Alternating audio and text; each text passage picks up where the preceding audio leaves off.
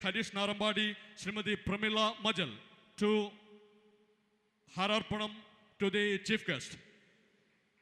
Shri Nalin Kumar Katil, Srimati M.L. Ashwini, Advocate M. Narayana Bhatt, Shri Harish Narambadi, Srimati Pramila Majal എന്നിവരെ ഹാരാർപ്പണം നടത്തുന്നതിന് വേണ്ടി ക്ഷണിക്കുകയാണ്.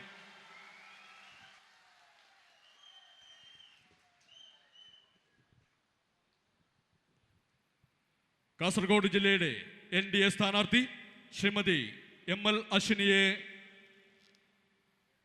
പ്രസംഗിക്കുന്നതിന് വേണ്ടി ക്ഷണിക്കുന്നു.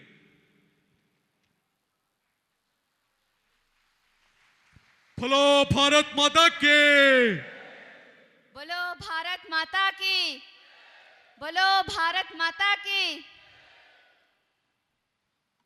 വേദിയിൽ ഇരിക്കുന്ന എൻ്റെ പ്രിയപ്പെട്ട നേതാക്കളെ, my hearty welcome to Shri Rajnath Singh Ji, Honorable Defence Minister and former National President of BJP to the Saptabhasha Sangama Bhumi Kasaragod. A hearty welcome to you, sir. ഇവിടെ എത്തിച്ചേർന്നിട്ടുള്ള എൻ്റെ പ്രിയപ്പെട്ട സഹോദരി സഹോദരന്മാരെ, ജനാധിപത്യ വിശ്വാസികളെ, എല്ലാവർക്കും എൻ്റെ വിനീതമായ നമസ്കാരം. എല്ലാവർക്കും അറിയാം, ഈ വരുന്ന ഏപ്രിൽ 26-നാണ് നമ്മളെ ഇലക്ഷൻ. ഞാൻ ഒന്നും പറയാൻ എനിക്ക് വാക്കുകൾ വരുന്നില്ല. നിങ്ങളെല്ലാവരെയും ഒരു സ്നേഹം എൻ്റെ കണ്ണു നിറഞ്ഞിട്ടുണ്ട്. ഞങ്ങൾ നരേന്ദ്രമോദിജി ഇവിടെ പ്രൈം മിനിസ്റ്റർ ആയിട്ട് വന്ന ശേഷം നിരവധി കാര്യങ്ങളാണ് ചെയ്ത് തന്നിട്ടുള്ളത്.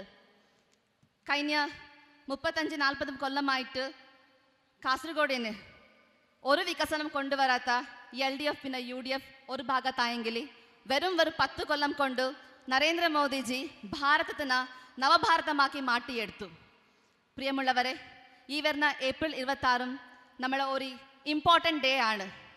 നമുക്ക് കാസർഗോഡിൽ വികസനം വേണ്ടേ? നമുക്ക് നന്നായിട്ട് ജീവിക്കണ്ടേ? നമ്മളെ കുട്ടികൾ ഇപ്പോഴും തൊട്ടടുത്തുള്ള കർണാടകയാണ് ആശ്രയിക്കുന്നത്. ഇതെല്ലാം നമുക്ക് മാറ്റി എടുക്കുന്നുണ്ടെങ്കിൽ നമുക്ക് ഇവിടെ ഒരു BJPൻ്റെ MP പാർലമെൻറ്റിൽ പോയി കഴിഞ്ഞെങ്കിൽ മാത്രമേ നമുക്ക് സാധിക്കും. അതുകൊണ്ട് നിങ്ങളെ ഓരോരോ വിലയേറിയ വോട്ട് ഈ പ്രാവശ്യം വേസ്റ്റ് ആവണ്ടെന്ന് ഞാൻ പ്രാർത്ഥിക്കുന്നു. First of all, I would like to thank Shri Rajnath Singh sir for coming to Kasaragod. I also thank you sir and our Honorable Prime Minister Shri Narendra Modi ji for giving an opportunity for women in the defense field. They have increased participation for women in Indian Armed Forces and also for opening the entry in women candidates in National Defense Academy.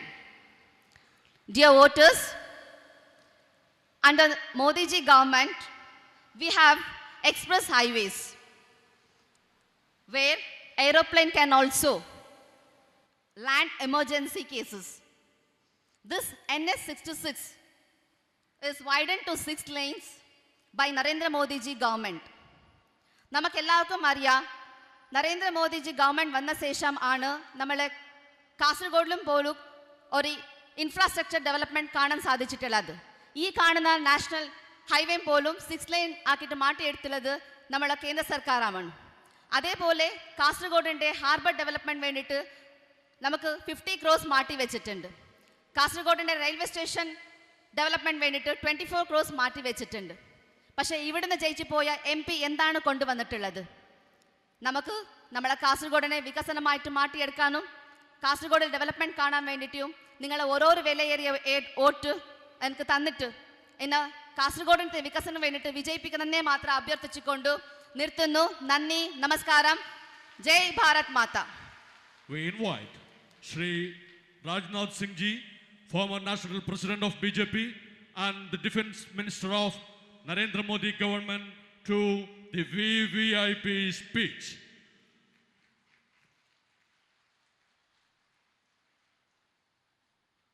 Shri Padmanabhan, BJP സംസ്ഥാന വക്താവ്, ഈ രാജ്നാഥ് സിംഗ് ജിയുടെ പ്രസംഗത്തിന്റെ പരിഭാഷ ചെയ്യുന്നതാണെന്ന് അറിയിക്കുകയാണ്.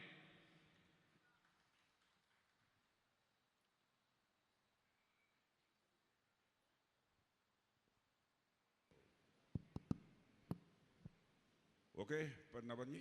Yes, sir.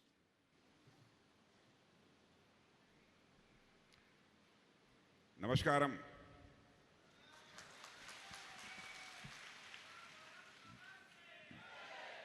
Bharat Mata ki.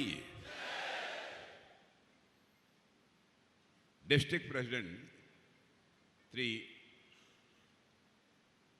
Ravi Tantri Kuntaru, candidate from this constituency, Srimati M.L. Ashwini,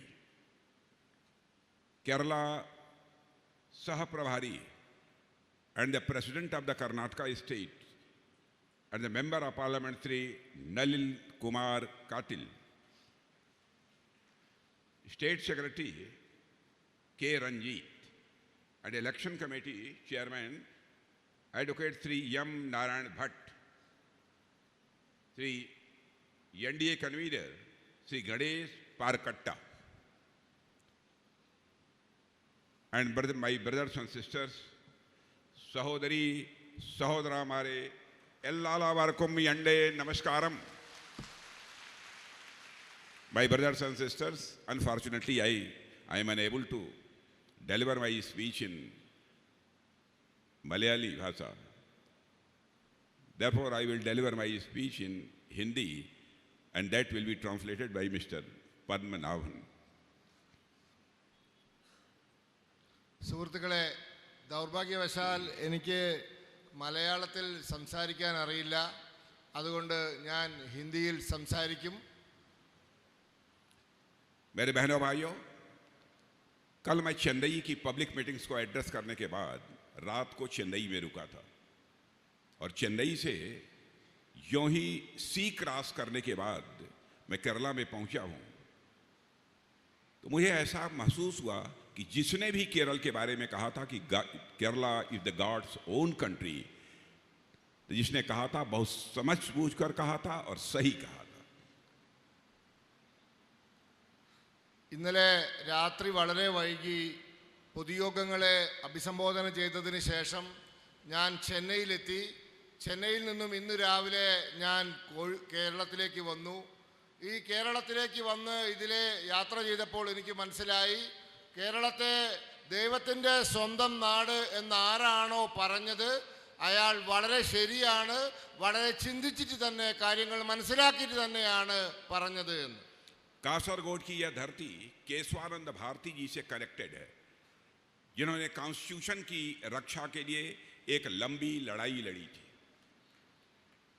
കാസർഗോഡിന്റെ ഈ മണ്ണ് ശ്രീ കേശവാനന്ദ ഭാരതിയുമായി ബന്ധപ്പെട്ടതാണ്. അദ്ദേഹമാണ് നമ്മുടെ ഭരണഘടന സംരക്ഷിക്കാൻ വേണ്ടി വലിയ നിയമയുദ്ധം നടത്തിയത്. आज रामनवमी का पर्व है. आज अयोध्या में 500 ईयर्स के बाद भव्य तरीके से राम जन्मभूमि स्थल पर भव्य रामनवमी मनाई जा रही है. ഇന്ന് രാമനവമിയാണ്. ഇന്ന് 500 വർഷങ്ങൾക്ക് ശേഷം അയോധ്യയിൽ ആ ഭവ്യ രാമക്ഷേത്രത്തിൽ ഭവ്യമായ രീതിയിൽ രാമനവമിയുടെ ആഘോഷം നടക്കുകയാണ്. केरला से लेकर कश्मीर तक यदि कोई भारत को जोड़ता है तो यह भारत का कल्चर और मर्यादा पुरुषोत्तम भगवान राम पूरे भारत को एक तरीके से जोड़ते हैं. കേരളം മുഴുവൻ മുതൽ കന്യാകുമാരി വരെ ഭാരതത്തെ യോജിപ്പിക്കണമെങ്കിൽ അതിന് ഭാരതത്തിൻ്റെ സംസ്കാരവും രാമൻ എന്ന സങ്കല്പത്തിനും മാത്രമേ സാധിക്കുള്ളൂ. भगवान राम हमारे गॉड भी हैं और भगवान राम हमारे कल्चरल आइकन भी हैं. ശ്രീരാമൻ നമ്മളുടെ ഭഗവാൻ മാത്രമല്ല, രാമൻ നമ്മുടെ സാംസ്കാരിക നായകൻ കൂടിയാണ്. लेकिन कांग्रेस के लोगों को और यहाँ के सीपीएम के लोगों को यह बात समझ में नहीं आती. रामनवमी का भी जब फेस्टिवल सेलिब्रेट करने की बात होती है तो तरह तरह के हर्डल्स क्रिएट करते हैं. എന്നാൽ കോൺഗ്രസ്സുകാർക്കും കമ്മ്യൂണിസ്റ്റുകാർക്കും ഇത് അംഗീകരിക്കാൻ ബുദ്ധിമുട്ടുണ്ട്. അവര് രാമനവമിയെ അംഗീകരിക്കാൻ തയ്യാറല്ല. ब्रदर्स एंड सिस्टर्स, इस देश की हिस्ट्री है, जिसने राम को अपोज किया है उसका डाउनफॉल हो कर रहा है, कोई रोक नहीं पाया है. कांग्रेस ने अपोज किया अयोध्या की धरती पर भव्य राम मंदिर बनने का. आज कांग्रेस की क्या हालत इस देश में हो गई है आप देख सकते हैं. लेफ्ट पार्टी आज कुछ पॉकेट्स को छोड़ दिया जाए, लेफ्ट पार्टी भी अब भारत से अब समाप्त सी हो गई है. സുഹൃത്തുക്കളെ, നമ്മുടെ രാജ്യത്തിൻ്റെ ഒരു സംസ്കാരമുണ്ട്. നമ്മുടെ രാജ്യത്തിൽ രാമനെ ആരാണോ എതിർക്കുന്നത് അവൻ നിഷ്കാസനം ചെയ്യപ്പെടും.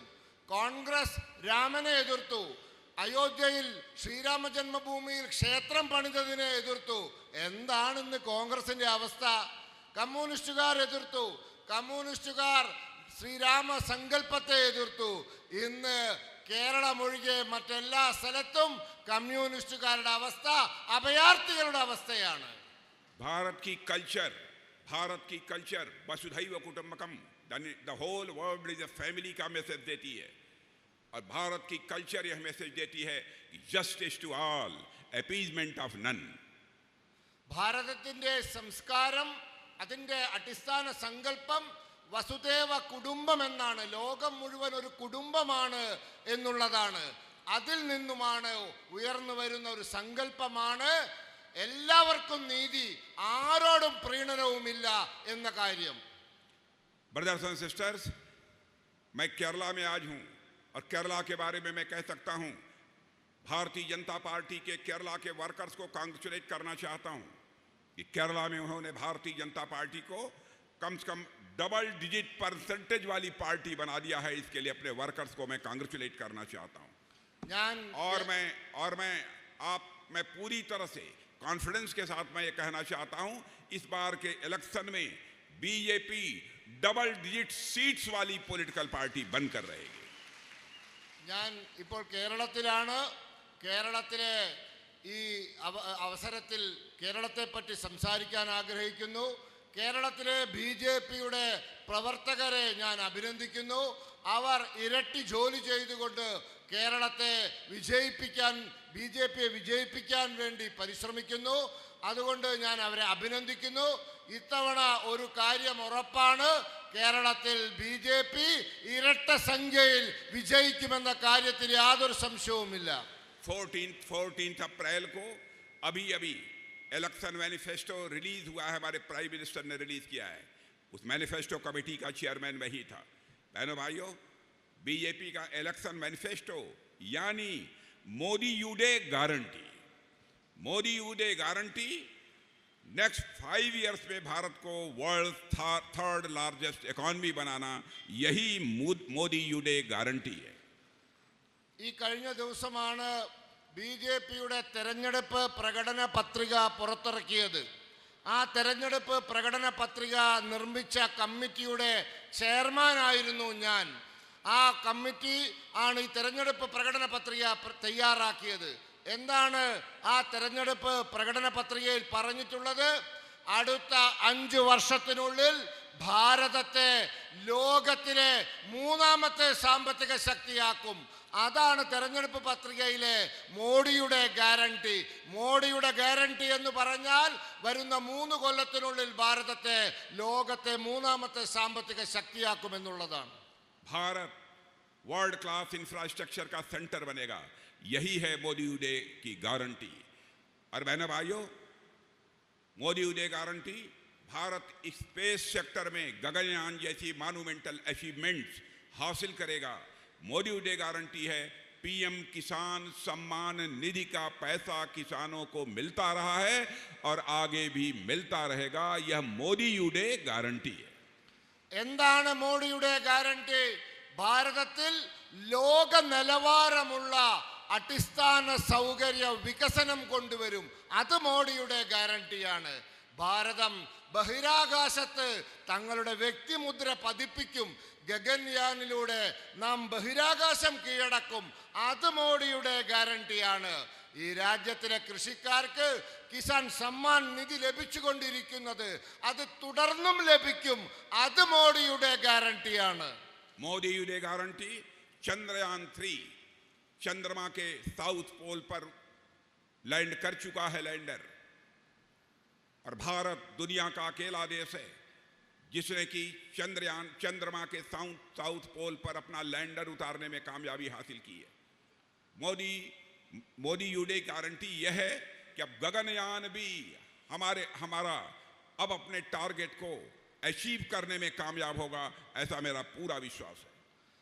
നമ്മുടെ മോദിയുടെ ഗ്യാരണ്ടി എന്ന് പറഞ്ഞാൽ ചന്ദ്രയാൻ 3 എന്താ സംഭവിച്ചത്? നാം അയച്ച പേടകം ചന്ദ്രന്റെ ദക്ഷിണ ഭാഗത്ത് അത് ഇറങ്ങി. ലോകത്തെ ഏക രാജ്യം ചന്ദ്രന്റെ ദക്ഷിണ ഭാഗത്ത് ഇറങ്ങാൻ സാധിച്ച, പേടകം ഇറക്കാൻ സാധിച്ച ലോകത്തെ ഏക രാജ്യം ഭാരതമാണ്. അത് മോഡിയുടെ ഗ്യാരണ്ടിയാണ്. ഗഗൻയാനും അതേപോലെ നാം വിജയിപ്പിച്ചെടുക്കും. നാം ബഹിരാകാശം ഗഗൻയാനിലൂടെ കീഴടക്കും. അതും മോഡിയുടെ ഗ്യാരണ്ടിയാണ്. ब्रदर्स एंड सिस्टर्स, इस कंट्री में 4 करोड़ पक्के हाउसेज बन चुके हैं। इस बार इलेक्शन मैनिफेस्टो में हम लोगों ने फैसला किया है आगे भी मिनिमम 3 करोड़ पक्के हाउसेज बनकर रहेंगे, और साथ ही साथ 70 इयर्स के ऊपर की 70 इयर्स के ऊपर के एज के जितने भी लोग हैं, चाहे किसी इनकम ग्रुप के हों, चाहे किसी कास्ट, क्रीड और रिलीजन के क्यों न हो, सबको 5 लाख रुपए तक फ्री मेडिकल फैसिलिटी प्रोवाइड की जाएगी। സുഹൃത്തുക്കളെ, കഴിഞ്ഞ വർഷങ്ങളിൽ നാം 4 കോടി വീടുകൾ പാവങ്ങൾക്ക് നിർമ്മിച്ചു കൊടുത്തു പ്രധാനമന്ത്രി ആവാസ് യോജനയിലൂടെ. ഇപ്പോൾ നാം പറഞ്ഞിരിക്കുന്നു 3 കോടി വീടുകൾ കൂടി ഈ രാജ്യത്തിലെ പാവങ്ങൾക്ക് നിർമ്മിച്ചു കൊടുക്കും. അത് മോഡിയുടെ ഗ്യാരണ്ടിയാണ്. അതുപോലെ 70 വയസ്സ് കഴിഞ്ഞ ആർക്കും, ഏത് വരുമാന നിലവാരത്തിലുള്ളവരാവട്ടെ, ഏത് റേഷൻ കാർഡ് ഉള്ളവരാവട്ടെ, 70 വയസ്സ് കഴിഞ്ഞ എല്ലാവർക്കും നാം സൗജന്യമായ ആരോഗ്യ ഇൻഷുറൻസ് നടപ്പിലാക്കും. അത് മോഡിയുടെ ഗ്യാരണ്ടിയാണ്. और 10 करोड़ सिस्टर्स के सेल्फ हेल्प ग्रुप को हम आईटी, हेल्थ, टूरिज्म, डिटेल और ऐसे अन्य सेक्टर्स में की ट्रेनिंग देंगे। यानी बीजेपी के डेवलपमेंट विजन में केरला का हर सेक्शन और सोसाइटी के लिए एक व्यापक रोड मैप हमारे पास मौजूद है। 10 കോടി മഹിളകളുടെ സ്വയം സഹായ സംഘങ്ങൾക്ക് നാം വരുന്ന 5 വർഷത്തിനുള്ളിൽ അവർക്ക് IT മേഖലയിൽ, ആരോഗ്യ മേഖലയിൽ, ടൂറിസം മേഖലയിൽ നമ്മൾ അവർക്ക് പരിശീലനം കൊടുക്കും. അവരുടെ വരുമാനം വർദ്ധിപ്പിക്കാനുള്ള സാഹചര്യം സൃഷ്ടിക്കും. കേരളത്തിൽ അങ്ങനെ എല്ലാ വിഭാഗം ജനങ്ങൾക്കും നമ്മളൊരു മാതൃകാപരമായ സഹായം നൽകുന്ന, സേവിക്കുന്ന ഭരണം കൊണ്ടുവരും. അത് മോഡിയുടെ ഗ്യാരണ്ടിയാണ്. बीजेपी ने अपने मैनिफेस्टो में घोषणा की है कि हम अपने रिच कल्चर हेरिटेज से ग्लोबल टूरिस्ट को जोड़ेंगे और अपनी हेरिटेज को वर्ल्ड क्लास हेरिटेज के स्तर पर ले जाएंगे, उस ऊंचाई तक पहुंचाएंगे। यह केरला में तो इसकी बहुत ज़्यादा संभावनाएं हैं। बीजेपी का प्लान बड़े टूरिस्ट डेस्टिनेशन के ओवरऑल डेवलपमेंट का है। നമ്മുടെ തെരഞ്ഞെടുപ്പ് പ്രകടന പത്രികയിൽ നാം പറഞ്ഞിരിക്കുന്നു, നമ്മുടെ ഭാരതത്തിന് അതിശക്തമായ ഗംഭീരമായ പാരമ്പര്യത്തിൻ്റെ ചില കേന്ദ്രങ്ങളുണ്ട്. ആ പാരമ്പര്യത്തിൻ്റെ കേന്ദ്രങ്ങളെ, നമ്മുടെ പൗരാണികതയുടെ കേന്ദ്രങ്ങളെ നാം അന്താരാഷ്ട്ര തലത്തിൽ ബന്ധിപ്പിക്കും. എന്നിട്ട് അന്താരാഷ്ട്ര വിനോദസഞ്ചാരമായി ബന്ധിപ്പിച്ച് അവരെ നമ്മൾ ആകർഷിച്ചെടുക്കും. കേരളത്തിലും അത് സാധ്യമാണ്. കേരളത്തിൻ്റെ മഹത്തായ പാരമ്പര്യത്തെ ലോക വിനോദസഞ്ചാര ഭൂപടത്തിലെത്തിച്ച് നാം അതിനെ അന്താരാഷ്ട്ര നിലവാരത്തിലെത്തിക്കും. അതും നമ്മളുടെ തെരഞ്ഞെടുപ്പ് മാനിഫെസ്റ്റോ പ്രകടന പത്രികയിൽ നാം പറഞ്ഞിട്ടുണ്ട്. ब्रदर्स एंड सिस्टर्स, मैं आपको एश्योर करना चाहता हूं कि भारतीय जनता पार्टी केरला में इको टूरिज्म के नए सेंटर्स भी बनाएगी। इससे होम स्टे के जो अवसर बनेंगे उसका बड़ा लाभ हमारे ट्राइबल फैमिलीज को मिलेगा। बीजेपी गवर्नमेंट होम स्टे के लिए महिलाओं को फाइनेंशियल हेल्प भी देगी। സുഹൃത്തുക്കളെ, നമ്മുടെ തെരഞ്ഞെടുപ്പ് പ്രകടന പത്രികയിൽ നമ്മൾ പറഞ്ഞിട്ടുണ്ട്, നമ്മൾ പരിസ്ഥിതി സൗഹൃദമായ വിനോദസഞ്ചാരം പ്രോത്സാഹിപ്പിക്കും. വീടുകളിൽ താമസിച്ചുകൊണ്ടുള്ള ടൂറിസം വിനോദസഞ്ചാരത്തെ പ്രോത്സാഹിപ്പിക്കും. അത് നമ്മുടെ ആദിവാസി സമൂഹത്തിന് ഒരുപാട് ഗുണം ചെയ്യും. മാത്രവുമല്ല, നമ്മുടെ സ്ത്രീകളുടെ വരുമാനത്തെ അത് വർദ്ധിപ്പിക്കും. അങ്ങനെ വീടുകളിൽ താമസിക്കുന്ന വിനോദസഞ്ചാരം പ്രോത്സാഹിപ്പിച്ച് മഹിളകളുടെ സാമ്പത്തിക സ്ഥിതി നാം മെച്ചപ്പെടുത്തുമെന്ന്. हम लोगों ने इलेक्शन मैनिफेस्टो में यह भी कहा है, कोस्ट लाइन प्रोटेक्शन के लिए हम काम करेंगे. ये केरला के मेरे फिशरमैन बहनों भाइयों को बहुत ही इससे फायदा पहुंचने वाला है. उनकी लाइवलीहुड को जो एलडीएफ और यूडीएफ ने पिछले वर्षों में बर्बाद किया है, उसे हम बचाने की पूरी कोशिश करेंगे. कोशिश ही नहीं करेंगे, हम उसको बचाएंगे. मैं आपको एश्योर करना चाहता हूं. നമ്മളുടെ തീരദേശം, ആ തീരദേശത്തെ നാം കണക്കിലെടുത്തുകൊണ്ട് ആ തീരദേശത്തിലെ മത്സ്യപ്രവർത്തക സഹോദരങ്ങൾക്ക് വേണ്ടിയുള്ള പദ്ധതി നാം കൊണ്ടുവരാൻ നമ്മുടെ തെരഞ്ഞെടുപ്പ് പ്രകടന പത്രികയിൽ തീരുമാനിച്ചിട്ടുണ്ട്. ഏത് മേഖലയാണോ കഴിഞ്ഞ കാലങ്ങളിൽ ഇടത് മുന്നണിയും വലതു മുന്നണിയും അവരെ ശ്രദ്ധിക്കാതിരുന്നത്, ആ മേഖലയിൽ നമ്മൾ ഇടപെട്ട് നമ്മുടെ മത്സ്യപ്രവർത്തക സഹോദരന്മാർക്ക് പദ്ധതികൾ കൊണ്ടുവന്ന് അവരെ നാം സഹായിക്കാൻ, അവരുടെ ജീവിത നിലവാരം ഉയർത്താൻ നാം തീരുമാനിച്ചിരിക്കുന്നു. हम फिशरीज के प्रोडक्शन और प्रोसेसिंग के लिए एक नए क्लस्टर्स बनाएंगे और हम केरला के फिशरमैन परिवारों की क्वालिटी ऑफ लाइफ सुधारेंगे. उनकी डिग्निटी को बढ़ाने के लिए जो कुछ भी करना पड़ेगा वह भारतीय जनता पार्टी करेगी. നമ്മൾ മത്സ്യപ്രവർത്തക മേഖലയിൽ കൂട്ടായ്മകൾ രൂപീകരിക്കും, ക്ലസ്റ്ററുകൾ രൂപീകരിക്കും. എന്നിട്ട് അവരുടെ ഉൽപാദനം വർദ്ധിപ്പിക്കാനും അതിൻ്റെ സംസ്കരണം ഗുണകരമാക്കാനും നാം ശ്രമിക്കും. അങ്ങനെ അവർക്ക് അന്തസ്സോടുള്ള, ആത്മാഭിമാനത്തോടുള്ള, അതേസമയം മെച്ചപ്പെട്ട സാമ്പത്തിക സ്ഥിതിയിലേക്ക് ജീവിക്കാനുള്ള സാഹചര്യം നാം സൃഷ്ടിച്ചെടുക്കും. ब्रदर्स एंड सिस्टर्स, कांग्रेस और लेफ्ट पॉलिटिकल पार्टी के वर्ड्स और डीड्स दोनों में अंतर होने के कारण ही भारत की पॉलिटिक्स में क्राइसिस ऑफ क्रेडिबिलिटी पैदा हुई है. लेकिन इस क्राइसिस ऑफ क्रेडिबिलिटी को चैलेंज के रूप में किसी ने स्वीकार किया है तो भारतीय जनता पार्टी ने स्वीकार किया है. हमारे वर्ड्स और हमारे डीड्स में कभी अंतर नहीं रहा. हमने जो कुछ भी इलेक्शन मैनिफेस्टो में कहा है, हमने उसे पूरा किया है. और मैं आपको यकीन दिलाना चाहता हूं, सबसे क्रेडिबल पॉलिटिकल पार्टी इस देश की यदि कोई है, सबसे विश्वसनीय पॉलिटिकल पार्टी इस देश की कोई है, तो भारतीय जनता पार्टी है. हम आपको यकीन दिलाना चाहते हैं, इलेक्शन मैनिफेस्टो में हमने कहा है कि 2027 तक भारत दुनिया की थर्ड लार्जेस्ट इकॉनमी होगी. और हमारी कोशिश होगी कि 2047 आते आते भारत एक डेवलप्ड कंट्री के रूप में, डेवलप्ड नेशन के रूप में सारी दुनिया में खड़ा हो जाए. സുഹൃത്തുക്കളെ, കോൺഗ്രസ്സുകാരും കമ്മ്യൂണിസ്റ്റുകാരും അവരുടെ വാക്കൊന്നാണ്, പ്രവൃത്തി ഒന്നാണ്. ഈ വാക്കും പ്രവൃത്തിയും തമ്മിലുള്ള അന്തരം കാരണം വിശ്വാസ്യത പൊതുജീവിതത്തിൽ നഷ്ടമായിരിക്കുന്നു. ആ വിശ്വാസ്യത നാം തിരിച്ചു കൊണ്ടുവരും. നമ്മളെ സംബന്ധിച്ചിടത്തോളം എന്താണോ നാം പറയുന്നത് അത് നാം ചെയ്യും. അങ്ങനെ പൊതുജീവിതത്തിൽ വിശ്വാസ്യത നാം കൊണ്ടുവരും. നമ്മൾ ഈ രാജ്യത്തെ ഏറ്റവും വിശ്വാസമുള്ള പാർട്ടിയാണ്. നമ്മളെയാണ് രാജ്യത്തെ ഏറ്റവും ആളുകൾക്ക് വിശ്വാസം. ആ വിശ്വാസത്തിന് മുന്നിൽ നിന്നുകൊണ്ട് നാം പറയുന്നു, നമ്മളിതാ ഈ രാജ്യത്തെ 2027 കൂടി ലോകത്തെ മൂന്നാമത്തെ സാമ്പത്തിക ശക്തിയാക്കി മാറ്റുമെന്ന് നാം പറയുന്നു. അതോടൊപ്പം 2047 കൂടി ഭാരതത്തെ ഒരു വികസിത രാജ്യമാക്കി നാം മാറ്റുമെന്നും നാം ഉറപ്പ് നൽകുന്നു. हम लोगों ने कहा था पार्लियामेंट में क्लियर मेजॉरिटी हासिल करने के बाद आर्टिकल 370 को एब्रोगेट करेंगे. बहनों भाइयों, क्लियर मेजॉरिटी पार्लियामेंट में मिलने के बाद हमने आर्टिकल 370 को एब्रोगेट कर दिया. अब जम्मू कश्मीर का वही स्टेटस है जो हिंदुस्तान के दूसरे स्टेट्स का स्टेटस है. നമ്മൾ പണ്ട് പറഞ്ഞു, നമ്മൾക്ക് എന്തെങ്കിലും ഇന്ത്യ ഭരിക്കാൻ ഭൂരിപക്ഷം ഒറ്റയ്ക്ക് ലഭിച്ചാൽ നാം 370 വകുപ്പെടുത്ത് ദൂരെ എറിയുമെന്ന്. അങ്ങനെ നമുക്ക് കഴിഞ്ഞ തവണ കേവല ഭൂരിപക്ഷം ഒറ്റയ്ക്ക് ലഭിച്ചപ്പോൾ നാം ഈ 370 വകുപ്പിനെ എടുത്ത് റദ്ദാക്കി. ഇന്ന് എന്താണ് ഫലം? ജമ്മു കാശ്മീർ ഈ രാജ്യത്തെ മറ്റേതൊരു സംസ്ഥാനത്തെ പോലെ ഒരു സാധാരണ സംസ്ഥാനമായി മാറിയിരിക്കുന്നു. हमने इलेक्शन मैनिफेस्टो में कहा था कि जिस दिन क्लियर मेजॉरिटी की हमारी सरकार बन जाएगी, हमारी कोशिश यह होगी कि अयोध्या की धरती पर भव्य राम का मंदिर बन जाए।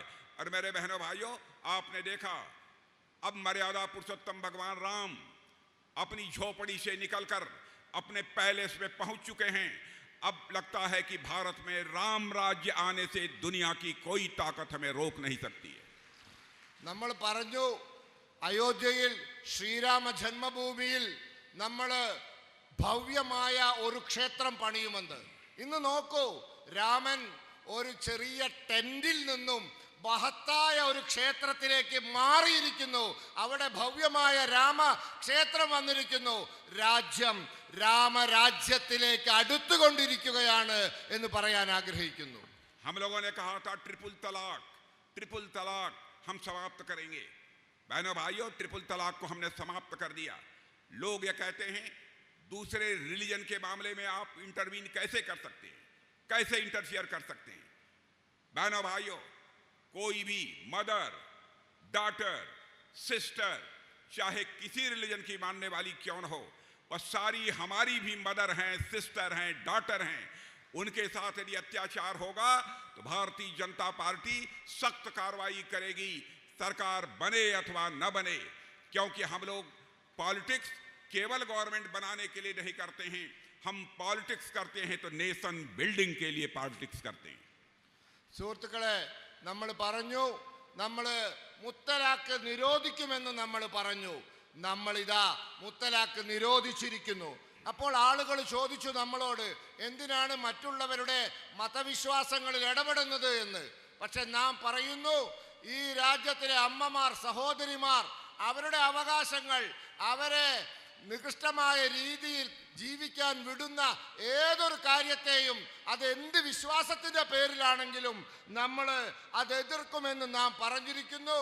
ഇന്ന് നമ്മളെ സംബന്ധിച്ചിടത്തോളം തെരഞ്ഞെടുപ്പിൽ ജയിച്ചാലും തോറ്റാലും നമ്മൾ പറഞ്ഞ വാക്കിന്റെ കാര്യത്തിൽ ഒരിക്കലും പിറകോട്ട് പോകില്ല. അതുകൊണ്ട് തെരഞ്ഞെടുപ്പിൽ ജയിക്കുക തോൽക്കുക എന്നുള്ളതല്ല നമ്മുടെ പ്രശ്നം. ഈ രാജ്യത്തെ സഹോദരിമാർക്ക്, അമ്മമാർക്ക് അന്തസ്സോടെ ജീവിക്കുക എന്നുള്ളതാണ് നമ്മുടെ ലക്ഷ്യം. यूनिफॉर्म सिविल कोड भी लागू करेंगे, हमारा कमिटमेंट है। अगले 5 वर्षों में यूनिफॉर्म सिविल कोड लागू होकर रहेगा। നമ്മൾ പറഞ്ഞു ഏകീകൃത സിവിൽ നിയമം കൊണ്ടുവരുമെന്ന്.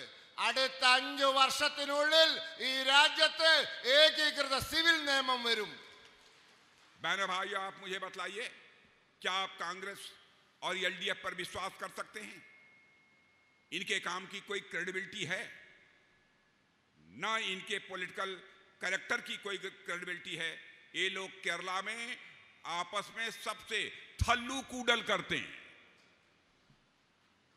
സുഹൃത്തുക്കളെ, ഞാൻ ചോദിക്കാൻ ആഗ്രഹിക്കുന്നു, ഈ LDFനും UDFനും എന്തെങ്കിലും വിശ്വാസതയുണ്ടോ? എന്തെങ്കിലും ആ പറഞ്ഞത് എന്തെങ്കിലും ബാക്കിയുണ്ടോ? കേരളത്തിൽ പരസ്പരം തല്ലുകൂടുകയാണിവർ. लेकिन दिल्ली में यही कांग्रेस और लेफ्ट दोस्ती बढ़ाने के लिए मोडिराम मातल करते हैं। എന്നാൽ അവർ ഡൽഹിയിൽ പരസ്പരം കെട്ടിപ്പിടിക്കാൻ വേണ്ടി, പരസ്പരം ഒന്നിച്ചു ചേരാൻ വേണ്ടി അവർ ശ്രമിച്ചുകൊണ്ടിരിക്കുകയാണ്. केरल में ये दोनों एक दूसरे के खिलाफ लड़ रहे हैं, लेकिन बगल में ही तमिलनाडु में चले जाइए, वहां पर कांग्रेस और लेफ्ट के बीच का अलायंस है। ये कैसा डुअल कैरेक्टर है। കേരളത്തിൽ ഇവർ തമ്മിൽ മത്സരമാണ്. എന്നാൽ ഈ അതിർത്തി ഒന്ന് കടന്നാൽ തമിഴ്നാട്ടിൽ ഇവർ ഒരുമിച്ച് മത്സരിക്കുകയാണ്. ഇതെന്തൊരു കഷ്ടമാണിത്. ब्रदर्स एंड सिस्टर्स, मैं जानता हूं कि यहाँ के रबर फार्मर्स के लिए भी कितनी बड़ी मुसीबत है, कितनी बड़ी मुसीबतों से हमारे रबर फार्मर्स को यहाँ पर गुजरना पड़ रहा है। लेकिन एलडीएफ और यूडीएफ इनके लिए कुछ करने को तैयार नहीं है। और इस काम को रबर फार्मर्स के लिए कोई कुछ करेगा तो हमारी गवर्नमेंट करेगी। എനിക്കറിയാം ഇവിടുത്തെ റബ്ബർ കൃഷിക്കാര് ബുദ്ധിമുട്ടിലാണ്, കഷ്ടപ്പാടിലാണെന്ന്.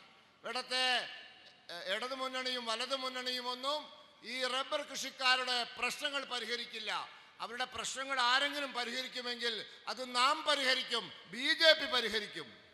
केरला में लॉ एंड ऑर्डर की सिचुएशन बर्बाद हो चुकी है। यहां तक कि चर्च के प्रीस्ट को भी वायलेंस का शिकार होना पड़ रहा है। कितने ही कॉलेज कैंपस कम्युनिस्ट जो है वर्कर्स के अड्डे बन गए हैं।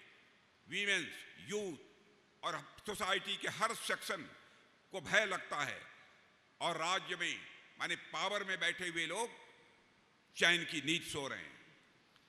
കേരളത്തിലെ ക്രമസമാധാന സ്ഥിതി വളരെ മോശമാണ്. പഠിക്കാൻ വേണ്ടി ഉണ്ടാക്കിയ കേന്ദ്രങ്ങൾ പോലും അക്രമത്തിന്റെ കേന്ദ്രങ്ങളായി മാറിയിരിക്കുന്നു.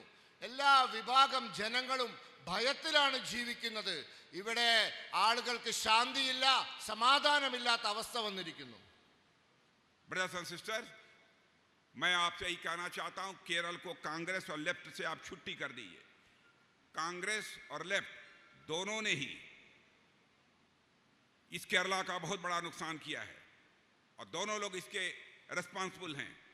और खासकर हमारी माताएं बहनें, हमारे नौजवान फर्स्ट टाइम वोटर उनके इस खेल को अच्छी तरह समझ चुके हैं। इसलिए इस बार न लेफ्ट की गवर्नमेंट बनेगी न कांग्रेस की गवर्नमेंट बनेगी।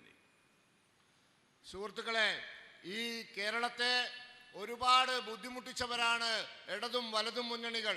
അവരെ ഒഴിവാക്കിയേക്കൂ. അവരാണ് നമ്മളെ കേരളം ഇന്ന് അനുഭവിക്കുന്ന ബുദ്ധിമുട്ടുകൾക്കൊക്കെ കാരണം. നമ്മുടെ അമ്മമാർ, നമ്മുടെ യുവജനങ്ങൾ, നമ്മുടെ കൃഷിക്കാർ, നമ്മുടെ നാട്ടിലെ പാവപ്പെട്ടവർ, ഇവരെല്ലാവരും ബുദ്ധിമുട്ടിലാക്കിയത് ഇവരാണ്. അതുകൊണ്ട് ഈ ഇടതു മുന്നണിക്കും വലതു മുന്നണിക്കും ഈ പ്രശ്നങ്ങൾ പരിഹരിക്കാൻ സാധിക്കില്ല. അതുകൊണ്ട് അവരെ ഒഴിവാക്കൂ നിങ്ങൾ. ये दोनों पॉलिटिकल पार्टी एक्सपोज हो चुकी हैं। इनका खेल मेरे बहनों भाइयों समाप्त हो गया है। यही कारण है कि जिस स्टेट में इनको किक आउट कर दिया जाता है वहां के दरवाजे इनके लिए हमेशा के लिए बंद हो जाते हैं। ഇവരുടെ ഒരു അവസ്ഥ എന്താണ്? ഇവർ എവിടെയെങ്കിലും ഏതെങ്കിലും സംസ്ഥാനത്ത് നിന്നും ഒരിക്കൽ അധികാരത്തിൽ നിന്നും പുറത്താക്കപ്പെട്ടാൽ പിന്നെ ഒരിക്കലും ഇവർ അവിടെ തിരിച്ചു വരില്ല. ആ സ്ഥിതിയാണ് അവരുടെ കളി അതോടുകൂടി അവസാനിക്കുകയാണ്. अब देखिए, आपका नेबरिंग स्टेट है तमिलनाडु। तमिलनाडु में मेरे बहनों भाइयों कांग्रेस ने 1962 में आखिरी चुनाव, लास्ट इलेक्शन था जो 1962 में कांग्रेस ने तमिलनाडु में जीता था। यूपी, गुजरात, बिहार ने भी कांग्रेस से 4 डिकेड्स पहले लास्ट इलेक्शन को जीता था। उड़ीसा में भी कांग्रेस 3 डिकेड्स से सरकार के बाहर हो गई है। देश में ऐसे कितने राज्य हैं जहां पर कि कांग्रेस का अब एक भी मेंबर ऑफ पार्लियामेंट तक नहीं है। इसी तरह एक समय त्रिपुरा और वेस्ट बंगाल में लेफ्ट पार्टियों का बोलबाला था, लेकिन अब लेफ्ट पार्टियां वहां से भी समाप्त हो गई हैं। इनको उन स्टेट्स की जनता किक आउट कर रही है। നോക്കൂ, തൊട്ടടുത്ത സംസ്ഥാനം തമിഴ്നാട്. 1962 കോൺഗ്രസ് അവസാനമായി ഒരു തെരഞ്ഞെടുപ്പിൽ അവിടെ അധികാരത്തിൽ വന്നത്. അതിനുശേഷം വന്നിട്ടില്ല, ജനങ്ങൾ ഒഴിവാക്കി. പിന്നെ ഇന്നു വരെ തമിഴ്നാട്ടിൽ ഒറ്റയ്ക്ക് അധികാരത്തിൽ വരാൻ അവർക്ക് സാധിച്ചിട്ടില്ല. ഉത്തർപ്രദേശ്, ഗുജറാത്ത്, ബീഹാർ 4 പതിറ്റാണ്ടായി കോൺഗ്രസ്സുകാർ അധികാരത്തിൽ വന്നത്. ജനങ്ങൾ ചവിട്ടി പുറത്താക്കി. ഒറീസ സംസ്ഥാനത്ത് 3 പതിറ്റാണ്ടായി കോൺഗ്രസ് ഭരണം അവസാനിച്ചിട്ട് അവർക്ക് വരാൻ സാധിച്ചിട്ടില്ല. മറ്റൊരു രസകരമായ കാര്യം, ഇന്ത്യയിൽ നിരവധി സംസ്ഥാനങ്ങളുണ്ട്, അവിടെയൊന്നും കോൺഗ്രസിന് ഒരു MLA പോലും ഇല്ലാത്ത അവസ്ഥയുണ്ട്. അതുപോലെ തന്നെയാണ് ഇടതു മുന്നണി മാർക്സിസ്റ്റുകാർ.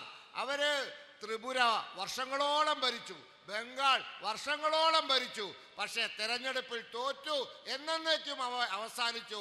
ജനങ്ങൾ അവരെ ചവിട്ടി പുറത്താക്കിയ സാഹചര്യവും ഉണ്ടായി. एक बार जिस स्टेट की जनता इन्हें किक आउट कर देती है तो फिर अपने स्टेट के बॉर्डर पर वह लिख देती है, no entry again for communist party and Congress. നിങ്ങൾ ഒരു തവണ ഇവരെ ചവിട്ടി പുറത്താക്കൂ കേരളത്തിൽ നിന്ന്. എന്നിട്ട് കേരള അതിർത്തിയിൽ ഒരു ബോർഡ് വെക്കൂ, no entry for Congress and communist എന്ന് വെക്കൂ. അതാണ് വേണ്ടത്. ब्रदर्स एंड सिस्टर्स, कांग्रेस और लेफ्ट पार्टी यह एक दूसरे के इरटा हैं और अब केरला में भी इनका गेम ओवर होने वाला है। कांग्रेस और लेफ्ट पार्टी दोनों का देश विरोधी यह स्वरूप भी देश की जनता के सामने अब दिखाई देने लगा है। जहां कांग्रेस पार्टी की सर्जिकल और एयर स्ट्राइक की सबूत मांगती है हमारी सेना से, और उनकी लेफ्ट पार्टियां तो यह और आगे निकल गई हैं। കേരളത്തില് ഈ രണ്ട് ആളുകളും ചെയ്ത തെറ്റെത്ര ഭീകരമാണ്. ഇവർ ദേശവിരുദ്ധ ശക്തികളെ ഇവർ പ്രോത്സാഹിപ്പിക്കുന്നു. രാജ്യത്ത് നിരോധിക്കപ്പെട്ട സംഘടനകളുമായി ഇവർ സൗഹാർദ്ദത്തിലാകുന്നു. ഇതാണ് ഇവരുടെ അവസ്ഥ. सीपीएम ने अपना इलेक्शन मैनिफेस्टो जारी किया है और ये कहा कि यदि हम पावर में आएंगे तो न्यूक्लियर वेपन्स को डिस्ट्रॉय कर देंगे। मैं सीपीएम और कांग्रेस से पूछना चाहता हूं, मैं कांग्रेस से विशेष रूप से पूछना चाहता हूं, सीपीआईएम के इस कमिटमेंट के बारे में कांग्रेस का कमेंट क्या है? നോക്കൂ, സിപിഎമ്മിന്റെ തെരഞ്ഞെടുപ്പ് പ്രകടന പത്രിക എടുത്ത് നോക്കൂ. അണുവായുധങ്ങൾ ഇല്ലാതാക്കും, അത് ഡിസ്മാൻഡിൽ ചെയ്യും, വേണ്ട എന്ന് വെക്കുമെന്ന് അവർ പറഞ്ഞിരിക്കുന്നു.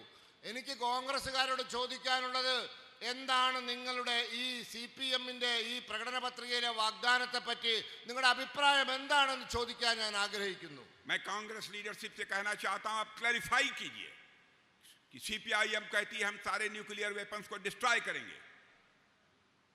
क्या आपकी क्या अप्रोच है? भारत में पहले न्यूक्लियर टेस्ट कांग्रेस की सरकार ने, इंदिरा गांधी थी तो 1974 में किया था। उसकी जरूरत इसलिए महसूस हुई थी क्योंकि हमारे बगल की कंट्री, हमारी नेबरिंग कंट्री चाइना में बराबर सक्सेसफुल न्यूक्लियर टेस्ट कर लिए गए थे।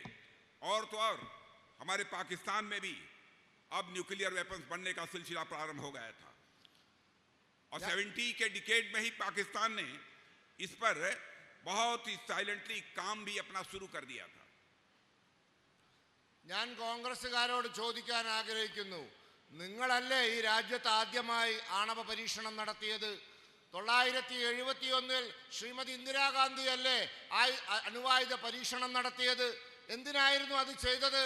നമ്മുടെ അതിർത്തി രാജ്യമായ ചൈന അന്ന് ആണവ പരീക്ഷണം നടത്തി. അപ്പോൾ അവരുമായി സമന്മാരാവാൻ വേണ്ടിയാണ് നാം അത് നടത്തിയത്. ഇപ്പോൾ ഇതാ പാകിസ്ഥാനും അണുവായുധ പരീക്ഷണങ്ങൾ നടത്തിയിരിക്കുന്നു. മാത്രവുമല്ല, അതിനുവേണ്ടി അവർ വളരെ വൃത്തികെട്ട കളികളും കളിച്ചതാണ്. ആ ഒരു സാഹചര്യത്തിൽ കോൺഗ്രസിനോട് ഞാൻ ചോദിക്കാൻ ആഗ്രഹിക്കുന്നു, കമ്മ്യൂണിസ്റ്റ് പാർട്ടിയുടെ ഈ പ്രകടന പത്രികയിലെ ഈ വാഗ്ദാനത്തെ പറ്റി നിങ്ങൾക്ക് എന്താണ് പറയാനുള്ളത്? നിങ്ങളത് അംഗീകരിക്കുന്നോ എന്ന്? बहनों भाइयों, बाद में स्वर्गीय अटल बिहारी वाजपेयी ने 5 सक्सेसफुल न्यूक्लियर टेस्ट करके भारत को एक न्यूक्लियर पावर का स्टेटस सारी दुनिया में दिलाया था। आप भारत की ताकत को या लेफ्ट और कांग्रेस दोनों कमजोर करना चाहते हैं। आज भारत के दोनों नेबरिंग कंट्रीज के पास न्यूक्लियर वेपन्स हैं। ऐसे में भारत के न्यूक्लियर वेपन्स को डिस्ट्रॉय करने की बात करना देश की सिक्योरिटी के साथ खिलवाड़ करने से कम नहीं है। देश की सुरक्षा को कमजोर करने की मैं मानता हूं कि यह बहुत ही गहरी कॉन्स्पिरेसी है।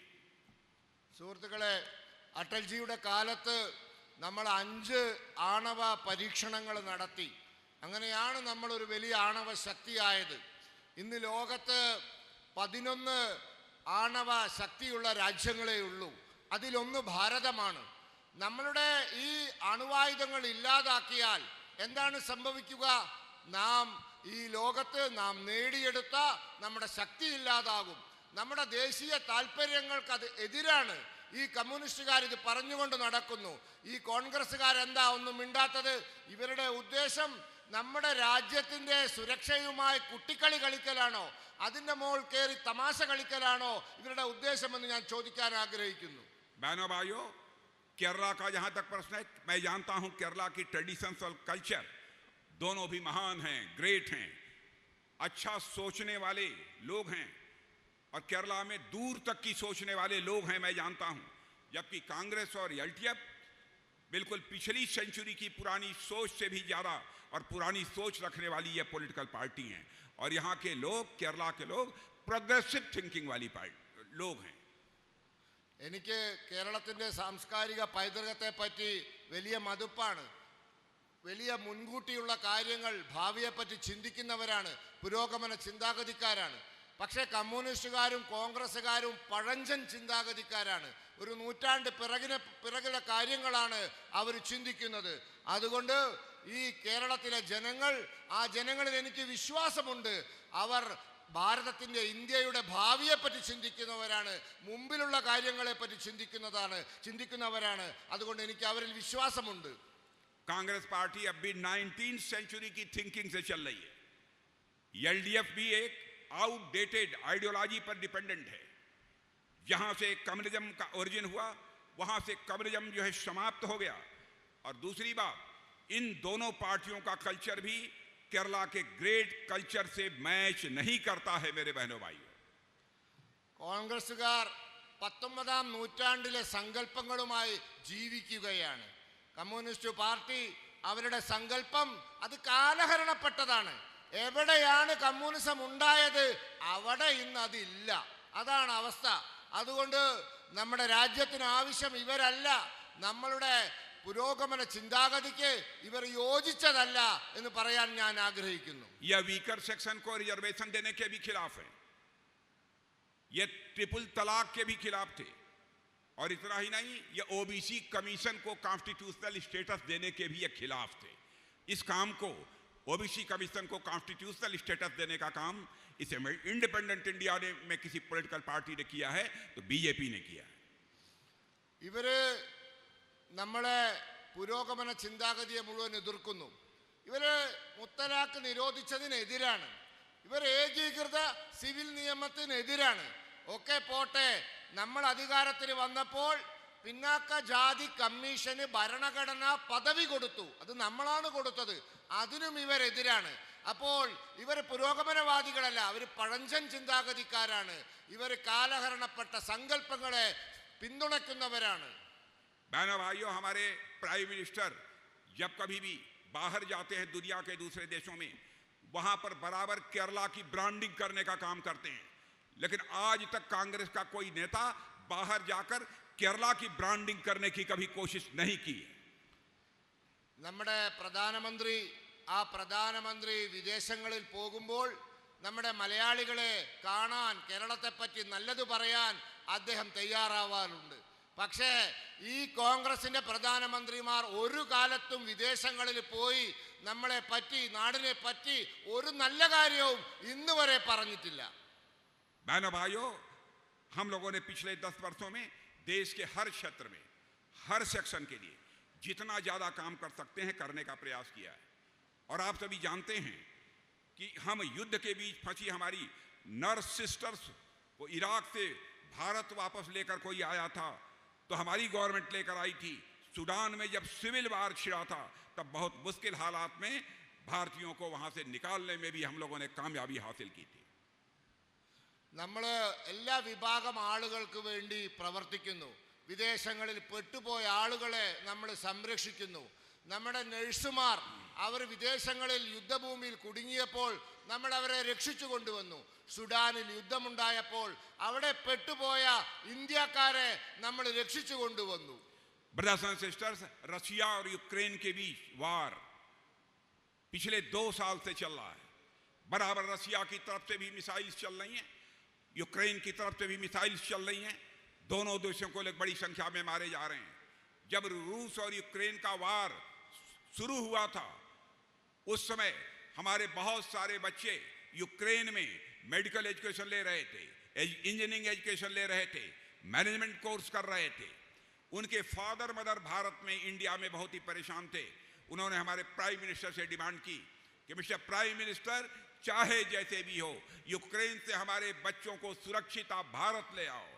हमारे प्राइम मिनिस्टर ने तुरंत यूक्रेन के राष्ट्रपति मिस्टर जेलेंस्की से बात की, रशिया के राष्ट्रपति मिस्टर पुतिन से बात की. अब ब्रदर्स एंड सिस्टर, करिश्मा हो गया. 4.5 आवर्स के लिए वार रुक गई और मोर देन 22,000 हमारे स्टूडेंट्स यूक्रेन से चलकर भारत आ गए. ഉക്രൈനിൽ റഷ്യയും ഉക്രൈനുമായി യുദ്ധം തുടങ്ങി. ഇവിടുന്ന് അങ്ങോട്ട് മിസൈൽ അയക്കുന്നു ഉക്രൈൻ, റഷ്യ അവിടുന്ന് ഇങ്ങോട്ട് അയക്കുന്നു. അങ്ങനെ വലിയ യുദ്ധം നടക്കുന്നു, മിസൈലുകൾ അയക്കുന്നു. അപ്പോഴാണ് നമ്മുടെ വിദ്യാർത്ഥികൾ ഉക്രൈനിൽ പെട്ടുകിടക്കുകയാണ്. ആയിരക്കണക്കിന് വിദ്യാർത്ഥികൾ അവിടെ പഠിക്കാൻ പോയവരാണ്, മെഡിക്കൽ വിദ്യാഭ്യാസത്തിന് അത് നേടാൻ പോയവരാണ്, അവിടെ പെട്ടുകിടക്കുകയാണ്. അപ്പോൾ അവരുടെ രക്ഷിതാക്കൾ പ്രധാനമന്ത്രിയോട് പറഞ്ഞു, ഞങ്ങളുടെ കുട്ടികൾ ഉക്രൈനിൽ പെട്ടുകിടക്കുന്നു, അവരെ രക്ഷിക്കണമെന്ന്. പ്രധാനമന്ത്രി ഉടനെ തന്നെ നടപടിയെടുത്തു. ഉക്രൈൻ രാഷ്ട്രപതിയുമായി സംസാരിച്ചു, റഷ്യൻ രാഷ്ട്രപതിയുമായി സംസാരിച്ചു. എന്താ ഫലമുണ്ടായതെന്നറിയോ? 4.5 മണിക്കൂർ യുദ്ധം നിർത്തിവെച്ചു അവർ. എന്നിട്ട് നമ്മുടെ കുട്ടികളെ നമ്മൾ അവിടെ നിന്നും സുരക്ഷിതമായി ആയിരക്കണക്കിന് കുട്ടികളെ നമ്മൾ രക്ഷിച്ചു കൊണ്ടുവന്നു. यह है मोदी युडे गारंटी. ദിസ് ഈസ് മോഡിയുടെ ഗ്യാരണ്ടി. ഇതാണ് മോഡിയുടെ ഗ്യാരണ്ടി. केरला में गरीबों, मजदूरों और महिलाओं, गल्फ से लौटे लोगों के पैसे की खुलेआम लूट हो रही है. और केरला में 300 से ज्यादा कोऑपरेटिव बैंक हैं और इनके पास केरला के लोगों का करीब 1 लाख करोड़ रुपया डिपॉजिट है. सीपीएम की करप्शन के वजह से यह पैसा रिस्क में पड़ गया है. कितने ही कोऑपरेटिव बैंकों में सीपीएम के सदस्यों द्वारा गरीबों का पैसा लूटा गया है. इस करप्शन में सीपीएस के नेताओं ने जो ब्राइब्स ली हैं, जो रिश्वत ली है, वो भी सैकड़ों करोड़ों रुपए में है, ऐसा कहा जाता है. സുഹൃത്തുക്കളെ, കേരളത്തിൽ കൃഷിക്കാരുണ്ട്, തൊഴിലാളികളുണ്ട്. അവർ കഷ്ടപ്പെട്ട് അധ്വാനിച്ച് പണം സമ്പാദിക്കുന്നവരാണ്. അവർ ഈ പണം കേരളത്തിലെ കോപ്പറേറ്റീവ് സഹകരണ ബാങ്കുകൾ നിക്ഷേപിച്ചിരിക്കുന്നു. കേരളത്തിൽ 300ഓളം സഹകരണ ബാങ്കുകളുണ്ട്. അതിൽ ഏതാണ്ട് 1 ലക്ഷം കോടി രൂപയുണ്ട്. ഇന്ന് ആ പണം വലിയ ഭീഷണിയിലാണ്. കാരണം അതൊക്കെ ബഹുഭൂരിപക്ഷവും ഭരിക്കുന്ന CPM നേതാക്കന്മാർ അത് കൊള്ളയടിക്കാനുള്ള ശ്രമം നടക്കുന്നു. പല സ്ഥലത്തും അവർ കൊള്ളയടിച്ചിരിക്കുന്നു. കോടാനുകോടി രൂപ CPMന്റെ നേതാക്കന്മാർ കൊള്ളയടിച്ച്, സഹകരണ ബാങ്ക് കൊള്ളയടിച്ച് ഉണ്ടാക്കിയിരിക്കുന്ന ഒരു സാഹചര്യം നമ്മുടെ കേരളത്തിലുണ്ട്. Cochin minerals and rutile limited से जुड़े एक और स्कैम की जांच होनी चाहिए. और मैं आपको आश्वस्त करना चाहता हूं कि बहनों भाइयों, हम लोग इसकी सख्ती के साथ जांच कराएंगे. और अब तक स्कैम करने वालों के करीबी 90 करोड़ रुपए की संपत्ति को अटैच हो चुकी है. और मैं एश्योर करना चाहता हूं, हमारी गवर्नमेंट आएगी तो आपका पैसा जो स्कैम में चला गया है उसे हम वापस कराएंगे. സുഹൃത്തുക്കളെ, CMFRL Cochin mines and refineries limited അതിനെ പറ്റിയുള്ള അന്വേഷണം നടക്കുന്നുണ്ട്. ഞാൻ ഉറപ്പ് നൽകുന്നു, ശക്തമായ അന്വേഷണം നടക്കും. അതുപോലെ തന്നെ സഹകരണ ബാങ്ക് കൊള്ളയിൽ അവർ തട്ടിയെടുത്ത 90 കോടി രൂപ നമ്മൾ പിടിച്ചെടുത്തിട്ടുണ്ട്. ഒരു വിട്ടുവീഴ്ചയുമില്ല. ശക്തമായ നടപടികളുമായി മുന്നോട്ട് പോകും. ഈ പിടിച്ചെടുത്ത 90 കോടി രൂപ അത് അവകാശപ്പെട്ട പാവപ്പെട്ട നിക്ഷേപകർക്ക് നമ്മൾ തിരിച്ചു കൊടുക്കുക തന്നെ ചെയ്യും. और मैं आपको बतला दूं, हमारे प्राइम मिनिस्टर इस मामले में लीगल एडवाइस भी ले रहे हैं. बड़े ब्रदर्स एंड सिस्टर्स, कांग्रेस या लेफ्ट, जो ये लोग केरला में मजबूत रहे तो केरला को डिस्ट्रॉय करने से कोई नहीं रोक सकता.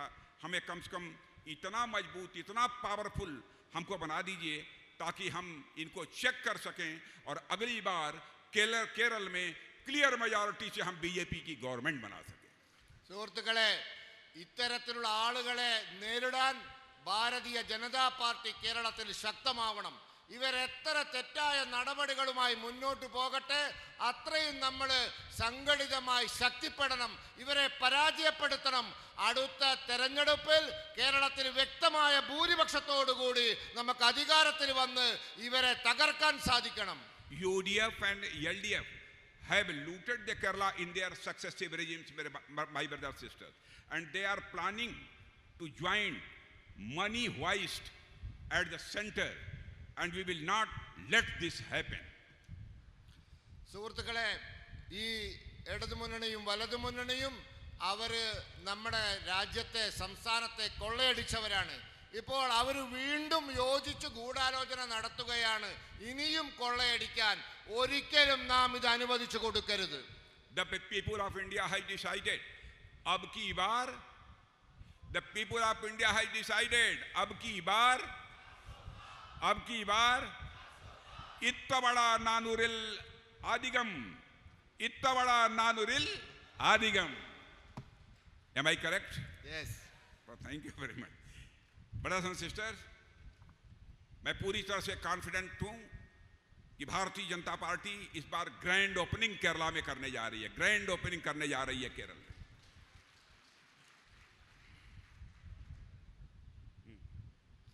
എനിക്ക് പൂർണ്ണമായും വിശ്വാസമുണ്ട് ഇത്തവണ 400-ലധികം സീറ്റ് നേടും കേരളത്തിലും നമ്മൾ വിജയിക്കുമെന്ന കാര്യത്തിൽ और मैं आपको एश्योर करना चाहता हूं कि एलडीएफ और यूडीएफ के इस विशियस साइकिल से हम केरला को बाहर करेंगे मैं केरला के लोगों को अपनी तरफ से एश्योर करना चाहता हूं എനിക്ക് പൂർണ്ണ വിശ്വാസമുണ്ട് ഈ കറക്ക് കമ്പനിക്കാർ ഈ യുഡിഎഫും എൽഡിഎഫും എന്നുള്ള കറക്ക് കമ്പനിയിൽ നിന്നും കേരളം പുറത്തു വരിക തന്നെ ചെയ്യുമെന്ന് എനിക്ക് വിശ്വാസമുണ്ട് ब्रदर्स एंड सिस्टर्स आज पहली बार आपकी कैंडिडेट अश्विनी से मैं मिला हूं पहली बार आज मैं मिला हूं she is very dynamic leader मैं ये कह सकता हूं she is very dynamic leader she is young dynamic and energy she has passion to work for the people സുഹൃത്തുക്കളെ ഞാൻ നിങ്ങളുടെ സ്ഥാനാർത്ഥി ശ്രീമതി എം.എൽ. അശ്വിനിയെ കണ്ടു അവർ വളരെ ചെറുപ്പമാണ് ഊർജ്ജസ്വലയാണ് അവര്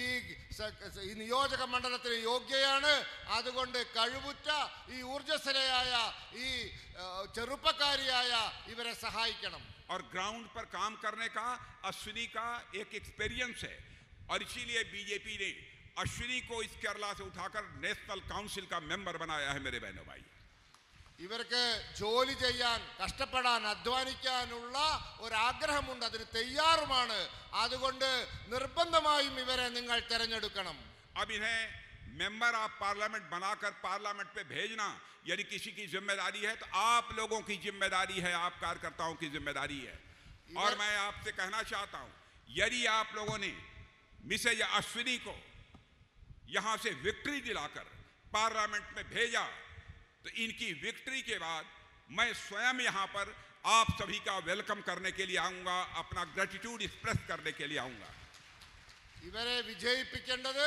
അത് ആരുടെയെങ്കിലും ഉത്തരവാദിത്തമാണെങ്കിൽ അത് നിങ്ങളുടെ ഉത്തരവാദിത്തമാണ് ഒരു കാര്യം ഞാൻ ഉറപ്പു തരാം ഇവരെ നിങ്ങൾ വിജയിപ്പിച്ച് പാർലമെന്റിലേക്ക് അയച്ചാൽ ഇവരുടെ വിജയാഘോഷത്തിൽ പങ്കെടുക്കാൻ ഞാൻ നേരിട്ട് കാസർഗോഡ് എത്തുമെന്ന് പറയുന്നു